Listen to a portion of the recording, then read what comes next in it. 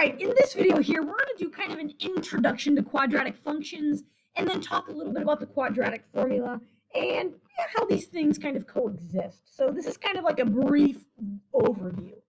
So first things first, a quadratic function simply means we are dealing with a second degree function, meaning the exponent, the highest exponent you will see is a 2, and the graph is a parabola.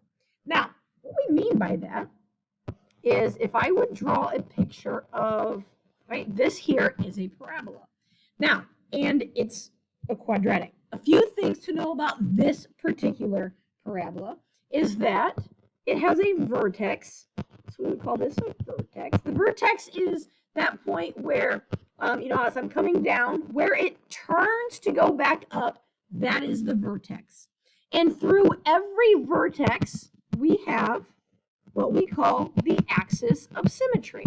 Now, a parabola, which is the graph of a quadratic, is perfectly symmetric in that if I would take that vertex and then fold the parabola in half, the left side and right side would touch perfectly on top of each other. So the axis of symmetry is a line, right? It's an x equals some number line that allows us to have the two equal sides. Now, we will see the equations of quadratics in two ways. So we could see them as ax squared plus bx plus c, where a, b, and c are just real numbers. We also might see it as y equals a x minus h squared plus k. In this second piece here, you'll notice that hk is the vertex. So we call this vertex form a lot. Okay? Now, one thing to note, the a value, right, determines whether the parabola opens up or down. So in this particular case, you see that this parabola opens up. When I say opens up, you can see like the main opening, right? It goes forever in the up direction. That means in this case, a is positive. So if a is greater than 0, so it's a positive number, it's going to open up. Now, similarly, if we have a parabola that opens down, okay, here we would say a is less than 0 because now a is going to be negative. We still have ourselves a vertex and we still have the same axis of symmetry. Okay, so whether it opens up or down doesn't change the fact that it has a vertex, doesn't change the fact that there's an axis of symmetry. That is x equals some number. Still second degree. You'll notice in both of these formulas, x squared, we have a squared here. So our highest exponent is a 2. And that's kind of the basics of like the introduction to a quadratic function. And again, we call it a function because hopefully you remember that functions would pass the vertical line test. For every input, there's exactly one output. So if I would do like the vertical line test, you can see it only touches our graph in one spot. That's why it is, in fact, a function. Okay, so now let's move on. To solve a quadratic, we want to find the x-intercepts. So let's go back to a graphic just for fun. Here is my parabola.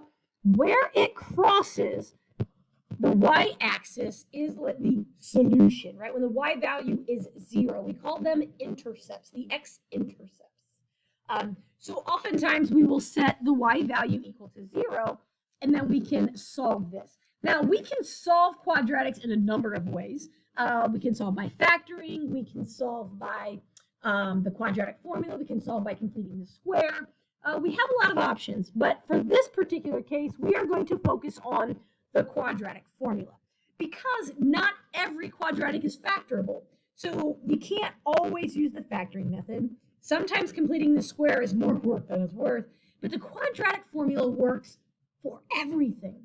So the quadratic formula simply states that the value of x, right, the value of x at these points, so we're looking for x, the value of x equals the opposite of b plus or minus the square root of b squared minus 4 times a times c all over 2a. And I know you're thinking right now, like, what? Okay, well, we're trying to find the x values. That's what we want. And if you recall back, I talked about the formula for a quadratic to be ax squared plus bx plus c. Now, if we set that equal to 0, Now we have a quadratic we can solve because you see A, B, and C, that's where we come here. And you'll notice when I talked about this spot, I said the opposite of B because sometimes B down here will be negative. So when I put it into the quadratic formula, I need the opposite of that. Okay, so just keep that in mind, that wording. I always say the opposite of B. Okay, we're going to do one of these. So we have the quadratic y equals x squared minus 2x minus 8. So you could graph this to see where it crosses the x-axis. You could solve it by factoring. But again, we are going to use the quadratic formula. So first things first, we're going to set this equal to 0. And then we are going to determine a, b, and c.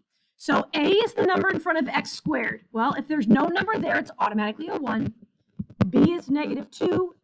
And c is negative 8. And I did negatives on purpose because if you can deal with negative numbers, you can do anything. All right, so now let's plug it in. Again, okay, so first let me just write the formula just real quick so that we have it as a reference. Minus 4ac all over 2a. All right, so let's plug it in and then we'll move to the next page to kind of work through the math. So x equals the opposite of b. And what that really means is the opposite of negative 2. Well, hopefully we know that 2 negatives is a positive, right? So the opposite of b is a positive 2 plus or minus. Now I have negative 2 squared because I have b squared minus 4 times a times c all over 2 times a. Okay, now I'm going to go ahead and oh man, if my computer will cooperate here, give us a new slide. Okay, so now I've got, so here's what we're working with. The opposite of b plus or minus b squared minus 4ac.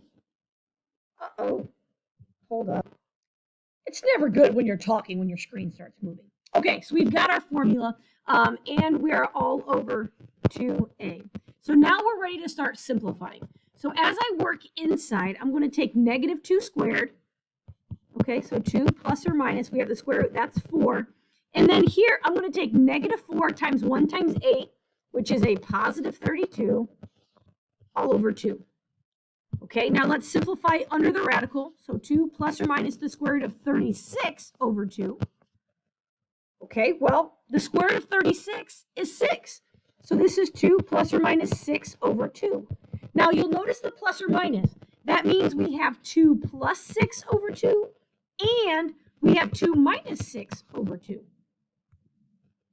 Okay, so I have 2 plus 6 over 2 and 2 minus 6 over 2. Well, 2 plus 6 is 8. 8 over 2 is 4. 2 minus 6 is negative 4 over 2, and that's negative 2. So if we would graph this,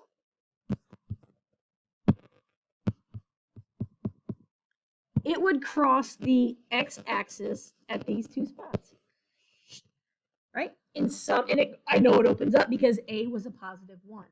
So that is how we use the quadratic formula. Now, I highly recommend that you take the time to work out the steps. If you try to do it all at one time, it's very easy to drop negative signs. It's very easy to miss a step.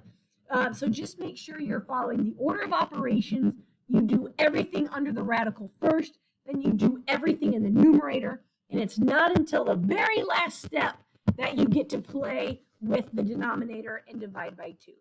So thank you very much. Hope you enjoyed it. Have a good one.